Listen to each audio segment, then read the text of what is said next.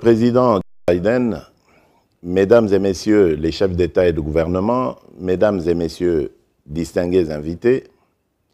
permettez-moi de vous remercier de m'avoir associé aux discussions de ce jour portant sur des questions d'intérêt commun à nos peuples, dont la démocratie, la lutte contre la corruption et le respect des droits humains, domaines qui contribuent à l'avènement de l'État de droit que j'ai proclamé comme objectif primordial de mon mandat à la tête de la République démocratique du Congo. Depuis mon accession à la magistrature suprême en date du 24 janvier 2019, date témoin de la première passation pacifique du pouvoir en République démocratique du Congo, je me suis attelé avec mon gouvernement à renforcer la démocratie. À cet égard, j'ai œuvré, dès les premières semaines de mon mandat, à procéder à la libération de nombreux prisonniers politiques, ainsi qu'à la facilitation du retour de plusieurs hommes politiques autrefois forcés de s'exiler sous d'autres cieux. La liberté d'association et de manifestation ont quant à elles été consolidées et n'ont été limitées que dans l'intérêt de préserver l'ordre public conformément aux lois et dans les conditions prévues par celles-ci. Par ailleurs, comme le veut l'esprit de la palabre africaine, lorsque j'ai eu à changer de coalition gouvernementale,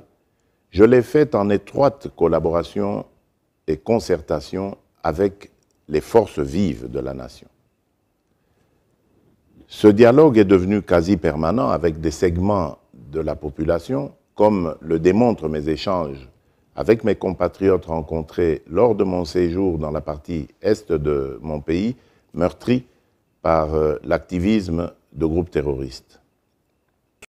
Cette volonté de renforcer la démocratie et de rétablir le dialogue avec la population s'est également manifestée lorsqu'il a fallu proclamer l'état de siège au Nord Kivu et en Ituri. En effet, dans les semaines qui ont précédé la proclamation de cette mesure, j'ai entrepris plusieurs échanges, aussi bien avec les élus de ces provinces qu'avec les pays voisins tels que le Rwanda et l'Ouganda,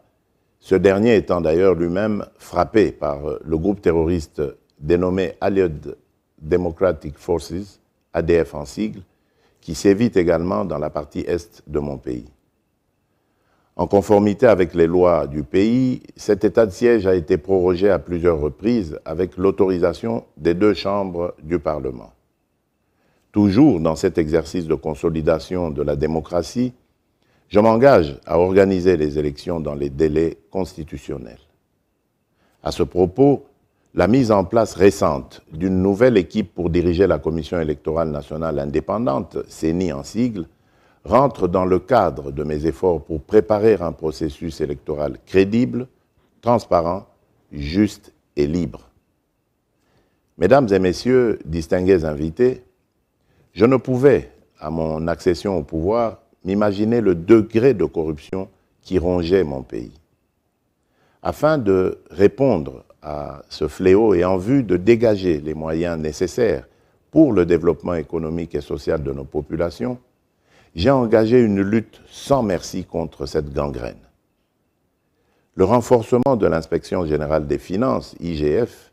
et la lutte qu'elle a à mener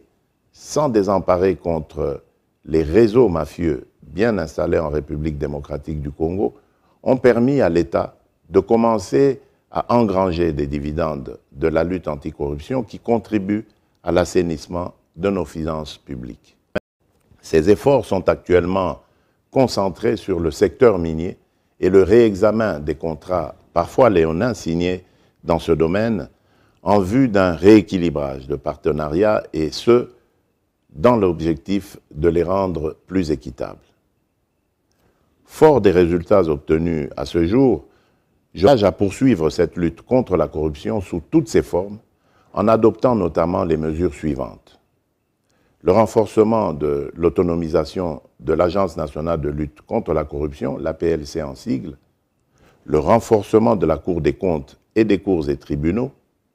la réforme des lois anticorruption et l'orthodoxie dans la gestion transparente des ressources publiques et de l'exécution du budget de l'État.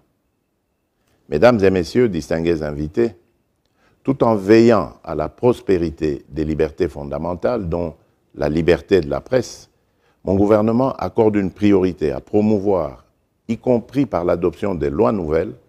la protection des personnes et des groupes vulnérables, dont les personnes vivant avec handicap et les peuples autochtones. Sur le plan continental, en ma qualité de président en exercice de l'Union africaine, j'ai parrainé l'organisation de colloques internationaux, notamment sur les personnes atteintes d'albinisme en octobre 2021 et sur la masculinité positive dans le cadre des 16 jours d'activisme de lutte contre les violences faites aux femmes. Mon pays ayant un lourd passif en termes de crimes de masse, j'ai pris une option ferme pour la relance du processus de justice transitionnelle, pour lequel des consultations populaires vont bientôt débuter. Dans ce cadre, j'ai mis en place une commission multisectorielle chargée de la mise en œuvre de la dite justice transitionnelle et qui travaille en étroite collaboration avec le gouvernement et le système des Nations Unies en République démocratique du Congo. Je souhaite plein succès à ce sommet sur la démocratie, la lutte contre la corruption et la protection